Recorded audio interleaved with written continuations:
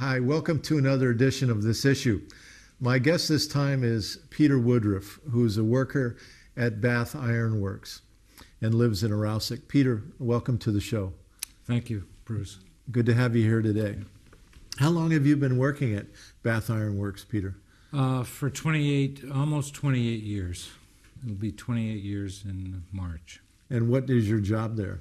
I am a maintenance mechanic. I work on all the machinery, cranes, and the facility itself at Harding's. Okay. Recently, you wrote an op-ed piece that was published in the Times Record, and the title of it was, "Our Future is Just Over the Horizon."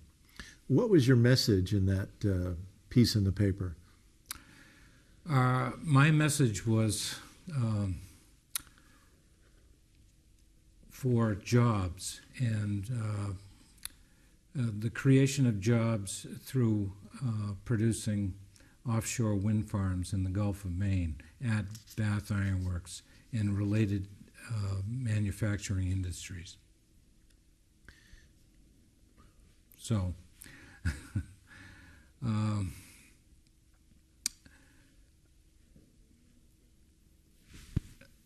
why did you, what motivated you to write that particular piece?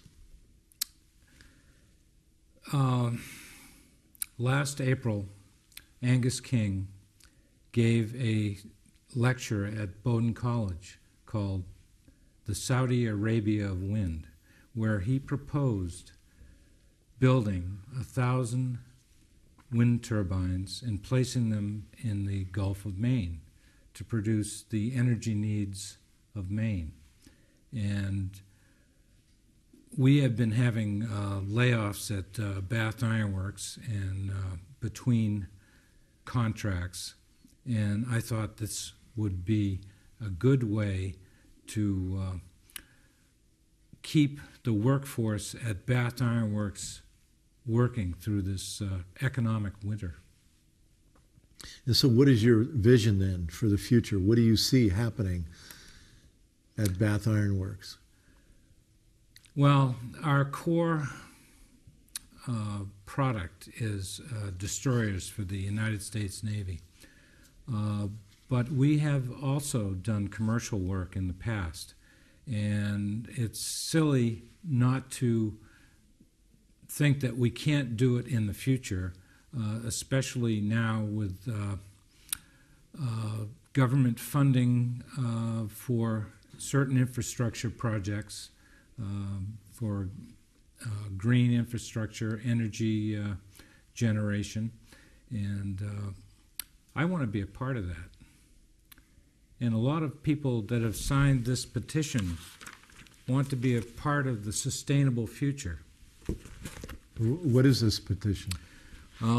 This is the Gulf of Maine Wind Turbines petition, and it's a petition that is circulating first at Bath Iron Works to the workers there to build the proposed offshore wind farms in the Gulf of Maine, to build them at Bath Iron Works and related industries. And so you wrote this petition? I did. And then you're now circulating it amongst workers? Are you the only one that is circulating it? No. There's a small army of circulators, passing the petition around and getting signatures. And I understand it's even up at the Union Hall. It is up at the Union Hall. Yeah. So people are helping you do it. Just this morning, you told me that you were out at the shipyard as people were coming to work. You were gathering signatures, correct? Yeah, I was out in the freezing cold. This is what I do during my vacation days. I am trying to get work for the yard. And what kind of response are you getting from your fellow workers? I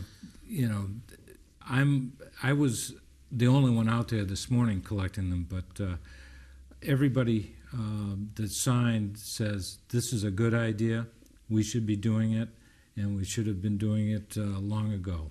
And you told me when you were collecting them this morning some guy walked up and handed you some. He had been helping to. He'd been around 3 or 4 pages of signatures was delivered to me this morning. Yeah. So what does the petition say? What are you asking, and who are you asking of in this petition?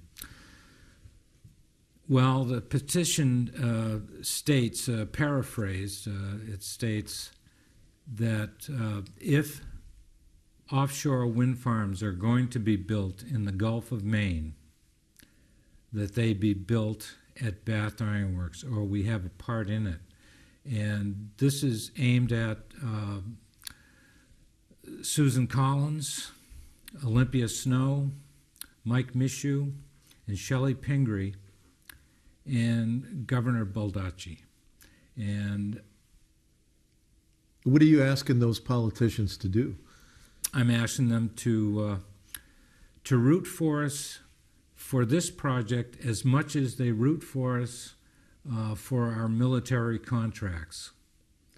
And there is a stimulus package out there that is waiting to be divvied up to worthy projects.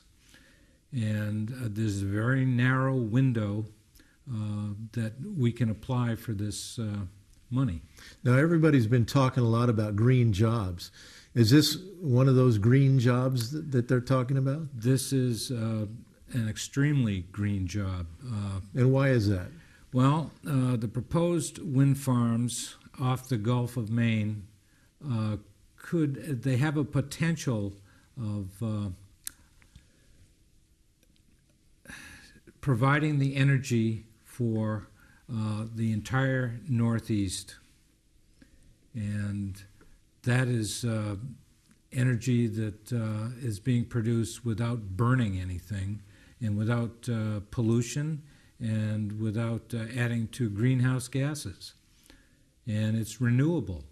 And we won't need to spend a lot of money trying to get a resource that is finite, because if the wind stops, the earth stops. So now, where would these windmills be? How far out into the ocean? They would be beyond 20 miles out for the best wind, which is 2.5 times the potential of any mountain or land-based wind towers. So. And you're saying that BIW, because of its work in steel and bending steel and other things like that, is suited to do the work of building these wind turbines? We build large structures that float, and these are large structures that float. They're made of steels and aluminum. They're made of composites, and we are currently designing a composite destroyer.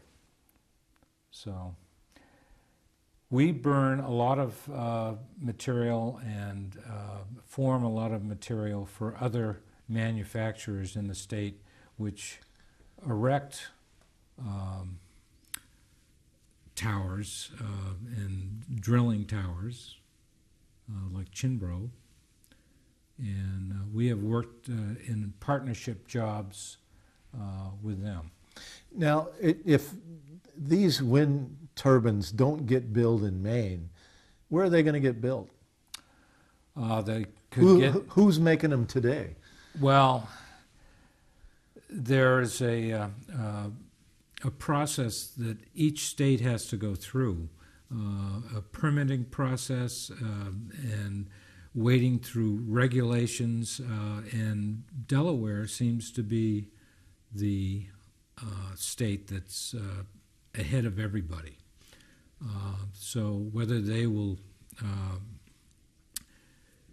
get the jobs first down there, or whether we will get the jobs up here for the Gulf of Maine.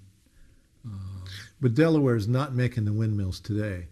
No. Who is making them today? Where are they made today? Because people are putting wind turbines all over the world. In the UK and Denmark. Vestas makes wind turbines, and they have deep water offshore wind turbines in the initial R&D stages, but they have windmills already inshore that are anchored to the ground. I mean, they're built right from the bottom up, but like I said before, the major wind is out in the Gulf of Maine over the horizon, and that is the Gulf of Maine is anywhere from 90 to 90 to 300 meters. So, but the point is, I guess I'm trying to make is that somebody is going to build those wind turbines that are going to go out into the Gulf of Maine someday. Right. And do we, the American people, want to see them built in overseas somewhere, or would we rather see them built right here in Maine? So it becomes a question. We'd have to get on the ball quick, right? So if people wanted to help you, if there's someone that works at BIW that's listening to the show right now and they want to help you gather signatures, or if there's someone in the greater community, because you've also developed a petition for the community at large too, right? Yes. So you have two different ones. There are two different petitions. One is for Bath Iron Works employees to sign, and one is for the general Maine taxpayers to sign. So if people wanted to help you gather signatures, how can they reach you? My name is Peter Woodruff, and you can call me at 443-7427. And I will send out petitions that you can circulate, or I can give you more information on it. Good. Now, Peter, you've also been asked to serve on a statewide committee. You went to a conference recently in Augusta, I believe it was, about these wind turbines. And so you met former Governor Angus King there. He congratulated you. Apparently he had read your op-ed in the paper. And you're both now on a committee or on this. Well, he is on a committee that oversees all the committees. First of all, I wasn't asked to be there. I went there. I was, found out that the Ocean Energy Task Force, which Governor Baldacci instituted, was meeting up in Augusta on the 14th of January. So I made sure I was there. I took a day off from work and went up there, and I made sure that I get on the Economic Development Opportunities Committee to make sure that I had some input and that there was input from Bath Iron Works workers in this whole process. So your intention was to go there to say what to the state? What was your message? Did you say anything that day? Did you speak up? I did say things. I asked questions. We had two question and answer periods, and I asked how many jobs would this create? What was the answer? Well, initially they said 800, but in this latest issue of Maine Biz, which you can get online or you can buy at the newsstand, Maine Biz, the latest issue, there are the potential of 30,000 jobs for related industries in putting these wind turbines offshore. Now they're talking about 1,000 turbines, correct? 1,000 turbines, 4.4 gigawatts, which is what did it say? 100 nuclear energy plants. Yeah, the 100 equivalent? Maine Yankees. The equivalent Yeah. energy, as much electricity as 100 Maine Yankee nuclear power plants would create. That's a lot of energy. That is. 1,000 turbines, 30,000 jobs. Right. And clean. It's a win-win. Clean power It's a generation. win-to-win. Yeah, wind. Yeah, I mean, Yeah. it is. Yeah. It makes sense, doesn't it? Anyway, if people want to help you, they can contact you at 443-7427 to help get signatures. Anyway, you were talking about you got on this committee up in Augusta, and anything else you want to say about that? Well, I was surprised, but one of the engineers, actually two of the engineers that are working on this project, Dr. George Hart and Professor Habib Dagher, are on the same committee, even though they are the ones designing portions of this. They see jobs as very important, and they are on this committee, the Economic Development Opportunities Committee. And I was really kind of glad that I got on, because I've heard so much about their work. So you're really getting serious about this. I am. You're on a statewide committee with some of the leading experts in the state. You've met the former Governor Angus King, who's a major proponent of this, and you're now talking to him about it. I mean, for a guy that's a maintenance mechanic at BIW, you've jumped into this with your boots on. That's right. And your bottom line is what? What are you trying to do here? I am trying to, first of all, save Bath Iron Works and save the jobs there. I'm looking forward into the future, and I want to see energy production with wind, offshore wind. I don't want to be burning coal. I don't want to actually start another nuclear plant in Maine. So you're looking at this as a jobs issue, but also an environmental issue too. Environmental issue. Yeah. And jobs issue. Let's go back to this Maine Biz for a minute. Hold it up again to this camera over here.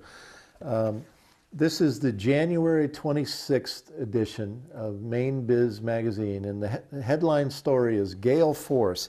And let me just read a little bit here from that.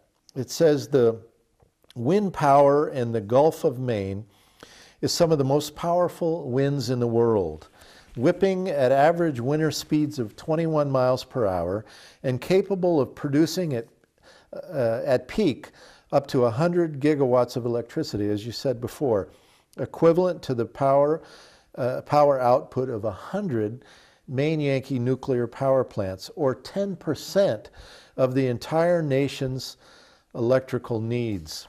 And that's according to this professor at UMO that is the major researcher in the state.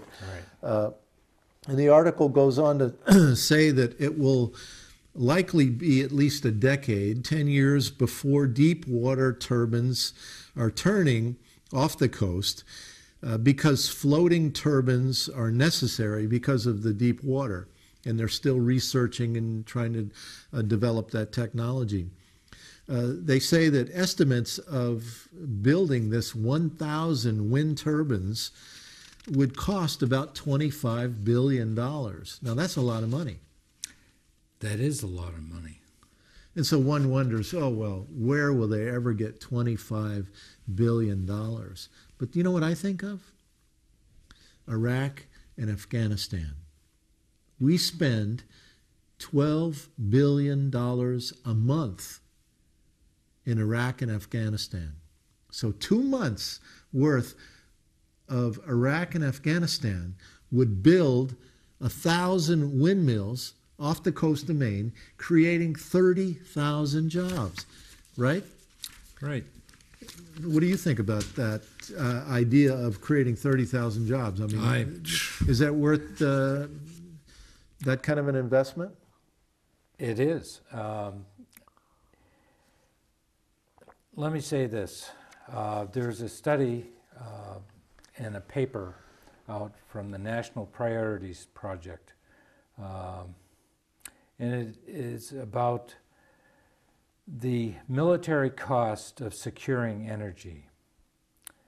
And half of our military budget is spent for the purpose of securing energy in foreign lands. If we could take just half of that and secure our own energy, free energy, non-polluting energy in the Gulf of Maine, we'd be ahead manyfold. So I would like to see this happen. And I would like to see it start happening right now, because we don't have long to, and we have a very narrow window to start doing this. In 10 years, with the current spiking of oil every so often, we are not going to be able to live in the state of Maine. This is what Angus King has been saying. That's right. We will not be able to afford to heat our homes. Oil will be out of sight, $10 a gallon.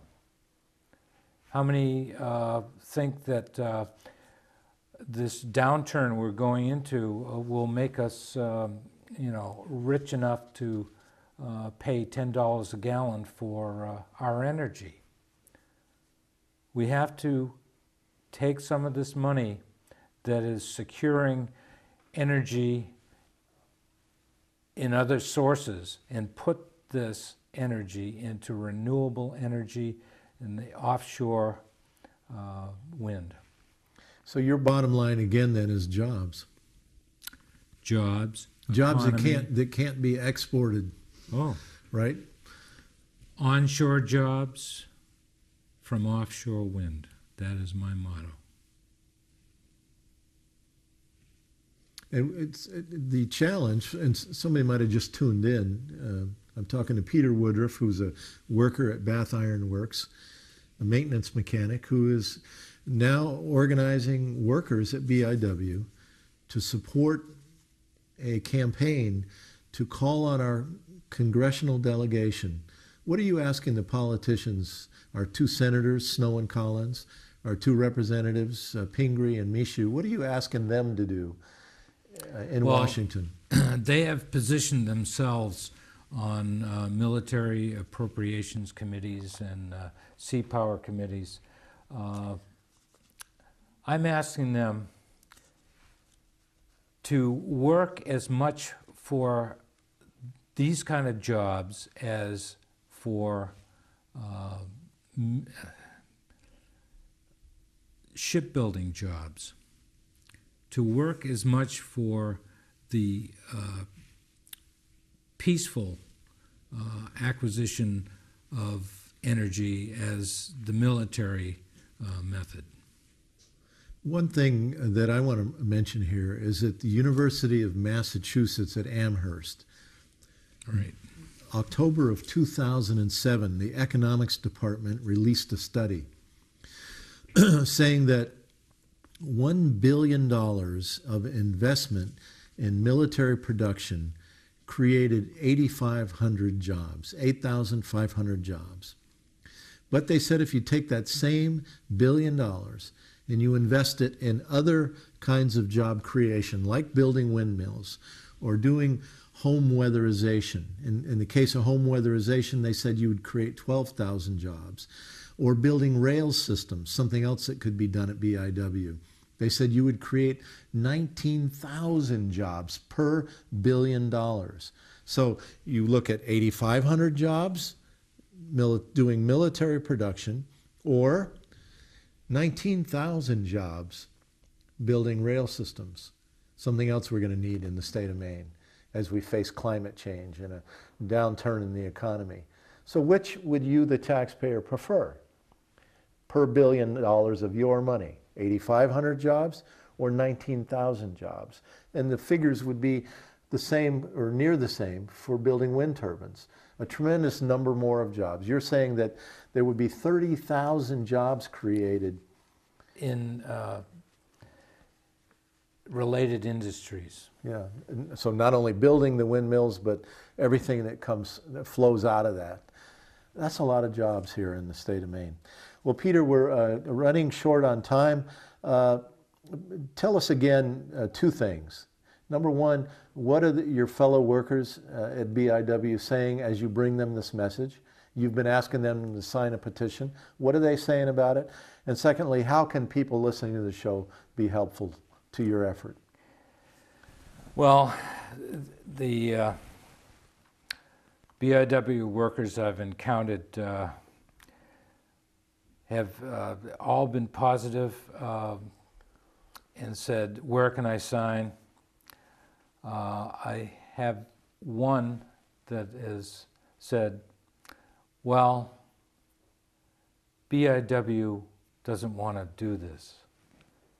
I want to do this, but BIW doesn't want to do this. Well, it's time for the people of Maine and the people who build ships and other things at Bath Iron Works to say, we want this. And if they do, you think you can make it happen? Yeah. And there is a subsidy out there. We lost our subsidy in 1980 for commercial work.